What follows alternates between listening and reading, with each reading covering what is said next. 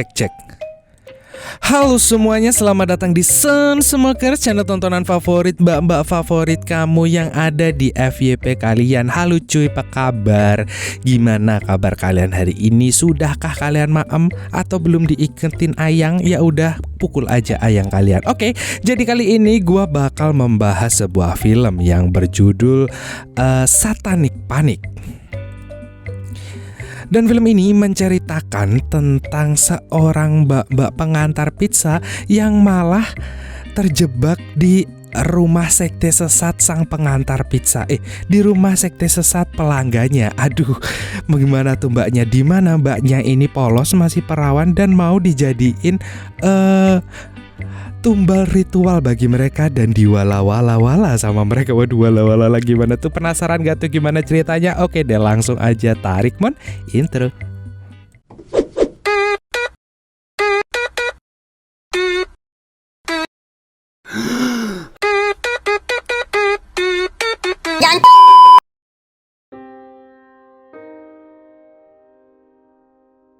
Film diawali dengan seseorang gadis yang bernama Judy. Tiba-tiba ibunya datang memergokinya sedang adu mekanik dengan seorang pria. Dan karena marah dengan kelakuan anaknya itu, dia membanting Judy ke dinding, lalu mengejar pria itu. Sementara itu, seorang wanita pengantar pizza bernama Sam sedang memperlihatkan video dirinya sedang bernyanyi pada temannya. Namun mereka malah mengejek Sam. Kemudian bos mereka memberi mereka orderan pengiriman pizza. Sayangnya bosnya menugaskan Sam ke kota es atau kota Scorch, tempat di mana orang-orang di sana terkenal gak pernah ngasih tip pada mereka. Setelah itu bosnya mengambil uang $5 dari Sam dan pergi begitu saja tanpa memberikan uang bensin. Lah bos bajindul. Salah satu teman kerja Sam yang bernama Duncan mencoba membujuknya dan mengatakan bahwa Sam berhutang budi pada bosnya itu karena dialah yang memberinya pekerjaan tersebut. Dan sebelum pergi, Sam berteriak "Tufuzi Banis" berulang kali untuk menghilangkan stresnya. Saat Sam mulai mengantar pizza itu, dia baru saja menyadari bahwa semua pelanggan yang dia tuju tidak ada satupun yang memberinya satu tip. Bahkan seorang pria memaksa Sam untuk membantunya memindahkan sofa dan memberitahukan tentang kode Sam. Jadi dia harus membantu sesama orang yang namanya Sam saat mereka sedang membutuhkan bantuan. Aduh. Saat Sam kembali ke tempat pizza, dia tidak merasa nyaman karena teman kerjanya mulai menggodanya lagi.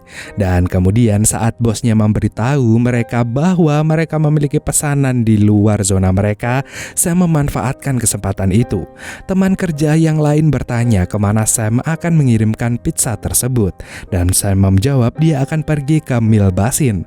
Ternyata teman kerjanya pernah mengirim ke sana sebelumnya dan melihat bahwa orang-orang yang ada di sana aneh. Walaupun begitu, dia tetap mendapatkan $32 untuk tip dan Sam berharap bahwa dia juga mendapatkan tip dari pengiriman kali ini. Sam tiba di rumah besar, di mana dia bertemu dengan Gary, pria yang cukup aneh dan bahkan tidak mengatakan sepatah kata pun. Meskipun pesanannya banyak, Gary malah pergi tanpa memberi tip pada Sam. Karena muak dengan perlakuan buruk dan upah yang rendah, akhirnya Sam memberanikan diri untuk menggedor pintu mereka untuk menuntut tip yang pantas untuk dirinya.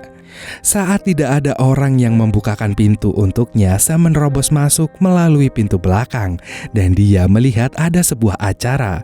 Sam mendekati salah satu orang yang bernama Kim yang menanyakan di mana Gary. Namun, Sam tidak mendengarkan pidato yang dibawakan oleh pembawa acara yang bernama Danica itu, yang membuatnya tidak menyadari bahwa dia telah masuk ke dalam kelompok penyembah setan. Kim menyuruhnya pergi, tapi Sam tidak menghiraukannya dan menyela acara untuk meminta tip yang membuat Danica dan sahabatnya yang bernama Gypsy terkejut dengan kelakuannya. Saat ini para penyembah setan itu berniat memanggil Baphomet menggunakan tumbal seorang perawan. Tetapi mereka baru saja menolaknya setelah menyadari bahwa dia tidak murni. Jadi Gypsy bertanya pada Sam apakah dia masih perawan. Ketika Sam tidak bisa memberikan jawaban langsung, mereka menyadari bahwa Sam benar-benar perawan. Dengan cepat Danica memerintahkan kelompok itu untuk menangkap Sam dengan meniupkan debu tidur ke wajahnya. Dan saat bangun, dia terkunci di ruang tamu bersama suami Danica yang bernama Samuel. Samuel berada dalam kesulitan yang sama dengan Sam. Dia juga dikurung karena telah membuat Danica marah. Sam pun mencoba memohon kepada Samuel untuk melepaskannya karena dia tidak tahu apa yang terjadi. Dan saat Samuel mencoba menjelaskan tentang penyembahan setan, Sam hanya tertawa dan menganggap Samuel hanyalah berbohong. Kemudian Sam mencoba melarikan diri, tetapi tidak menemukan jalan keluar. Ketika Samuel menyadari bahwa Sam adalah perawan yang baru aja akan dikorbankan, dia memberitahu dia bahwa Baphomet akan lahir dari rahim Sam. Tapi tetap saja Sam gak percaya. Dan saat Sam mencoba untuk mengambil kunci, Samuel mengatakan bahwa dia akan menyelamatkan hidupnya dengan mengambil keperawanannya. Kemudian Samuel mulai menjilati wajahnya dan mencoba untuk menjelajahinya. Tapi Sam mencoba untuk melarikan diri. Tetap saja Samuel berhasil menjepitnya dan merobek bajunya. Dan tiba-tiba ponsel Sam berdering. Sam menggunakan kesempatan itu untuk memukul wajah Samuel sampai hidungnya berdarah dan menetes ke wajah Sam. Dengan cepat Sam mendorongnya dan berlari untuk menjawab teleponnya. Sam meminta bantuan kepada Duncan yang menelponnya, tetapi Samuel menodongkan pistol ke arahnya dan menyuruhnya untuk menjatuhkan telepon. Sam memohon pada Samuel agar tidak menembaknya. Namun saat Samuel menarik pelatuknya, tidak ada peluru yang keluar. Samuel berpikir bahwa pistolnya rusak. Lalu ia memeriksa moncongnya dengan melihatnya secara langsung dan menyebabkan dia gak sengaja menembak lehernya sendiri. Aduh. Saat para penyembah setan itu bersiap-siap untuk ritual dan menjemput Sam, ternyata Sam udah gak ada. Mereka malah melihat Samuel terkapar di lantai dengan gitu deh. Danica yang melihat suaminya sekarat pun tidak membantunya. Bahkan dia malah memasukkan tangannya melalui lubang peluru untuk mengambil salah satu organnya. Kemudian dia memerintahkan salah satu kroni setianya yang bernama Daniele untuk memasak organ itu ke dalam oven. Anjir, apa sih ini? Di sisi lain, Sam melarikan diri ke seberang jalan dan meminta bantuan di rumah terdekat. Di sana dia bertemu dengan Kristen yang saat ini sedang mengasuh anaknya. Sam pun menyuruhnya menelpon polisi, lalu Kristen membantu Sam membersihkan semua darah di tubuhnya. Setelah bersih-bersih, Sam membuang bajunya dan Sam mendengar teriakan datang dari salah satu kamar. Tetapi Kristen mengatakan bahwa tidak ada orang lain di rumah ini kecuali dia dan juga anak-anaknya. Saat Kristen pergi untuk menelpon polisi, dia memberikan Sam segelas soda. Dan saat akan minum, Sam mendengar keributan yang datang dari kamar. Karena penasaran, dia menaruh gelas soda itu dan berjalan mendekat. Dan tiba-tiba dia melihat salah satu anak mengambil minuman sodanya. Beberapa saat kemudian, Kristen kembali memberikan jaket kepada Sam dan memberitahunya bahwa dia telah menelpon polisi dan polisi akan datang. Tiba-tiba mereka mendengar seorang anak berteriak dan langsung berlari ke ruangan tamu. Mereka melihat salah satu anak pingsan di karpet. Kristen langsung menyalahkan Sam kenapa memberikan soda itu kepada anak tersebut. Dan Sam memperlihatkan gelas kosong itu. Dia mulai curiga ada yang gak beres. Jangan-jangan diracunin nih gelas. Tapi Kristen mencoba memberitahu bahwa anak itu cuma menderita diabetes. Tiba-tiba anak yang lain menangkap Sam dan Sam langsung menampar anak laki-laki itu. Kristen marah lalu mengambil taser dan memulai memojokkan Sam. Saat itu saudara perempuan Kristen yang bernama Mitchell keluar dengan menggunakan strap-on drill atau yaitu bor aneh banget gak tahu apa dan mengincar Sam. Tapi Sam menggunakan jaket Kristen untuk menahan bor tersebut dan mendorongnya menjauh, membuat Mitchell malah nyangkut di pegangan tangga. Saat Mitchell mencoba melepaskan pegangan tangga, Kristen mencekik Sam ke dinding. Sam berhasil mendorong Kristen dan Mitchell keluar juga. Sayangnya Mitchell secara nggak sengaja ngebor adiknya sendiri saat dia tersandung dan didorong oleh Sam. Mitchell yang marah berusaha menyerang Sam, bahkan Kristen menusuknya. Namun Sam menyingkir membuat Mitchell menusuk dinding dan secara nggak sengaja menyetrum dirinya sendiri sampai meninggoy karena kabel putus di dalamnya. Tiba-tiba Sam mendengar seseorang berteriak minta tolong. Akhirnya dia masuk ke dalam ruangan. Di sana dia menemukan Judy di tempat tidur, tanpa armor dan diikat dengan tali. Judy langsung meminta Sam untuk melepaskan ikatannya, dan Sam pun melepaskannya. Kemudian Judy bersiap untuk melarikan diri dan tak ingin berurusan lagi dengan Sam. Karena Sam tidak tahu apa yang harus dilakukan dan apa yang terjadi, Sam mencoba meminta bantuan, tetapi nomor 911 dialihkan ke grup satanik. Judy menutup telepon dan mereka sudah terlambat karena Gypsy menyadari di mana mereka berada, yang ternyata itu adalah rumahnya Kim. Selain itu, Judy terus menyuruh Sam untuk menjauh darinya. Tetapi ketika Judy melihat Sam berhasil membunuh saudaranya, Judy menerima Sam sebagai temannya. Mereka mencoba melarikan diri, tetapi para pemuja setan itu sudah berada di pintu depan. Judy langsung menarik Sam ke pintu belakang.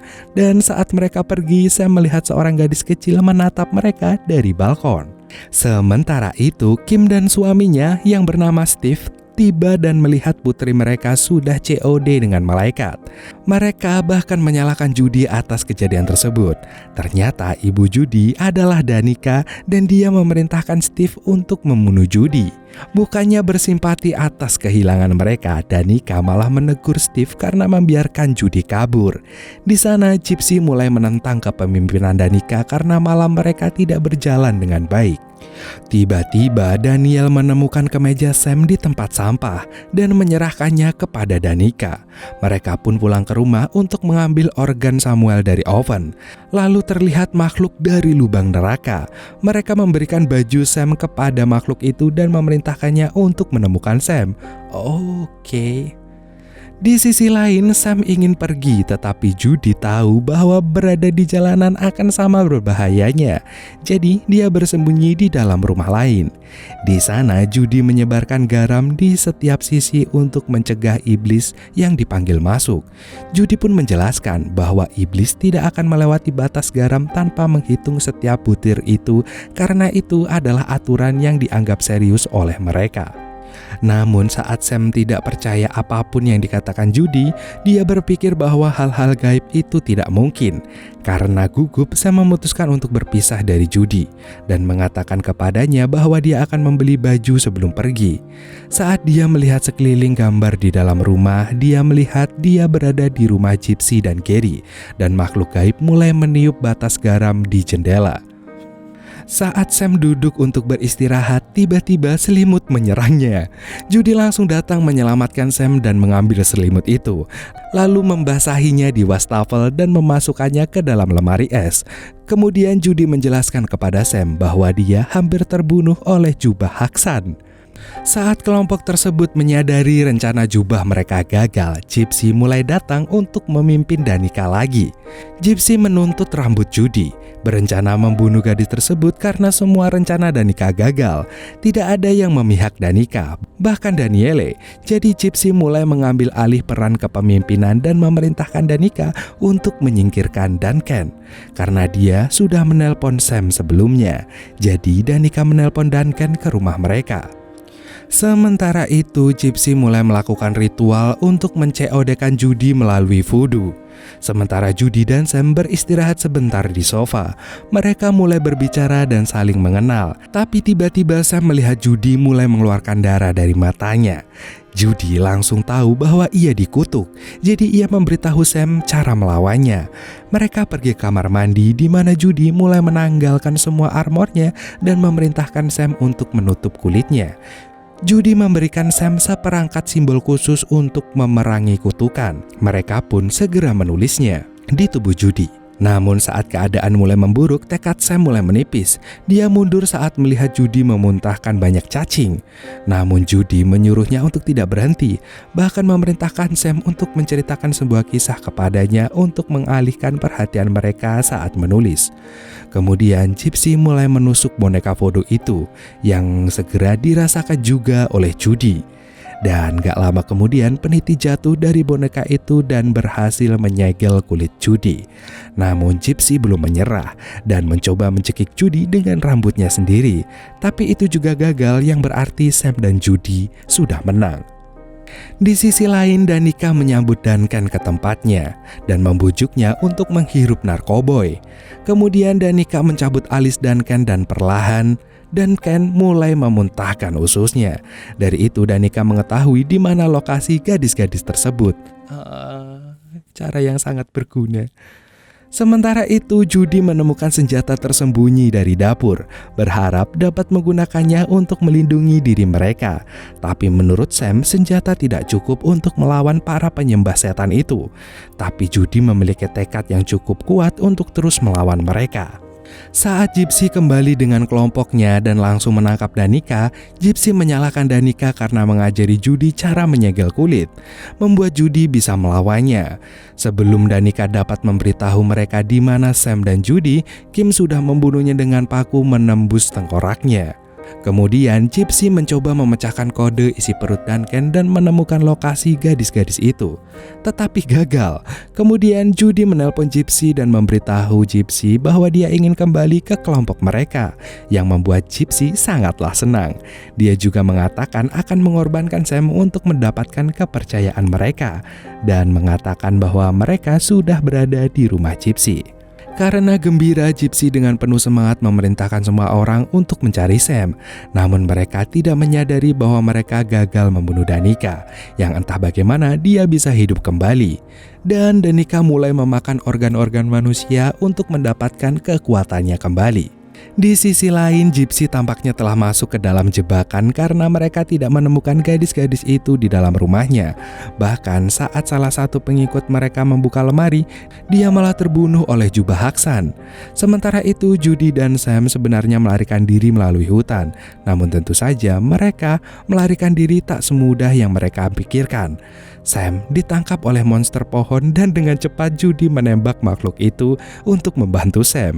Kemudian mereka lari ke tempat terbuka dan di sana sudah ada Danica yang menghalangi pelarian mereka. Kemudian Judy menodongkan pistol ke ibunya sendiri dan menyuruh Sam untuk melarikan diri. Tetapi Sam tidak ingin meninggalkan Judy. Namun, belum sempat Judy menembakkan pistolnya, Danica mencabut gelang Judy yang mulai membuat Judy tersedak tidak berdaya. Dengan cepat, Sam mengambil pistol itu untuk melawan Danica, tetapi dia melakukan trik yang sama pada Sam dan menjatuhkannya dengan menggunakan sepotong baju bekas Sam. Ketika kedua gadis itu bangun, mereka menemukan diri mereka diikat di atas altar, dikelilingi oleh para pemuja setan. Di sisi lain, Danica mendapatkan kembali kepemimpinannya dan membalas dendam pada Gypsy meskipun telah memaafkan Daniel. Hanya dengan kata-katanya dia mengutuk Gypsy agar tenggelam. Meski tidak berada di atas air saat Gypsy diseret, dia tak sengaja merusak lingkaran garam di belakangnya. Sementara itu, Kim dan Steve meminta maaf pada Danica, bahkan berlutut untuk mencium jubahnya. Walau belum memaafkan mereka, setidaknya dia tidak membunuh pasangan itu. Judy pun mulai memohon maaf kepada ibunya, tetapi Danica sudah mengambil keputusan. Dengan segera mereka memulai ritual itu untuk memanggil Baphomet, dan rahim Sam pun mulai membesar. Sementara itu, para pemuja itu mulai membuka semua armornya. Saat Sam terlihat menderita, dia mengarahkan pedangnya pada Gary dan memakainya, menyalahkannya atas segalanya karena dia tidak memberi tip. Dengan tekad yang cukup, Sam melepaskan diri dan mengancam akan menusuk rahimnya jika mereka tidak melepaskan Judy. Tapi Danica tidak menuruti permintaannya dan malah menggorok lehernya Judy. Saat Sam berduka atas temannya, mereka menangkapnya untuk mempersiapkan kelahiran Baphomet. Dan saat mereka melahirkannya, Sam mengucapkan mantra Tupfuzi Banis untuk menenangkan dirinya dan dia pun melahirkan 2 kelinci berbulu halus. Tiba-tiba Sam bangun di halaman kosong tanpa para pemuja setan, tapi kelinci masih ada di sana. Saat dia melihat sekeliling, dia menemukan Samazil, iblis kuat yang menyamar sebagai seorang gadis kecil, sedang bermain-main di sana. Dia pun menunjukkan kepada Sam lingkaran garam yang sudah terputus. Itulah alasannya Samazil berhasil masuk. Ternyata dia adalah iblis yang lebih unggul dan lebih hebat dari Baphomet.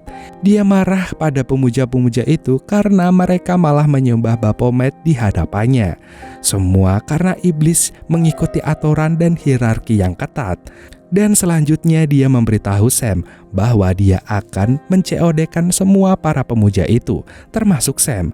Tetapi dia memastikan Sam tidak akan menderita. Kemudian Sam memberitahu dia kode Sam, aturan yang tidak boleh dilanggar. Akhirnya dia berhasil meyakinkan Samaziel dan dia menyuruh Sam lari saat iblis mulai memakan salah satu kelinci. Tiba-tiba Sam melihat dirinya kembali di halaman belakang bersama para pemuja setan itu. Dia melihat Kim memenggal kepala Danica dengan pedang, dan Sam pun langsung melarikan diri dari sana. Saat semua orang tersedak sampai meninggoy, Samaziel hanya menertawakan penderitaan para pemuja itu. Gak lama kemudian Sam berlari kembali ke Vespanya, dan Samaziel mengucapkan selamat tinggal saat dia pergi. Ketika dia kembali ke tempat pizza, dia segera berhenti dan mengambil kembali $5 dari bosnya. Kemudian dia pergi dengan kelinci itu menikmati kebebasan barunya dan filmnya pun tamat. Ending yang cukup melegakan. Tapi ini film apa anjir? Ya ampun. Gue juga bingung kadang hal gaib kalau di Eropa ternyata aneh juga ya. Ya mungkin karena budaya mereka berbeda dengan budaya sini. Jadi budaya manusia Indonesia beda dengan budaya manusia Eropa. Begitu juga budaya makhluk gaib di Indonesia dan budaya makhluk gaib di luar Indonesia, di Eropa juga beda gitu. Jadi gimana sih? Oke deh, tapi ada nggak sih pelajaran yang bisa kita ambil dari film ini? Mungkin ada satu kali ya. Jadi film ini membuktikan bahwa segala hal yang berhubungan dengan pemujaan setan, iblis atau apapun itu selain Tuhan kita akan berakhir tragis dan hidupnya tidak akan tentram. No, jadi Tuhan hanya ada satu. Terima kasih buat kalian yang udah nonton video ini sampai akhir. Emang undur-undur, see you next time dan dadah.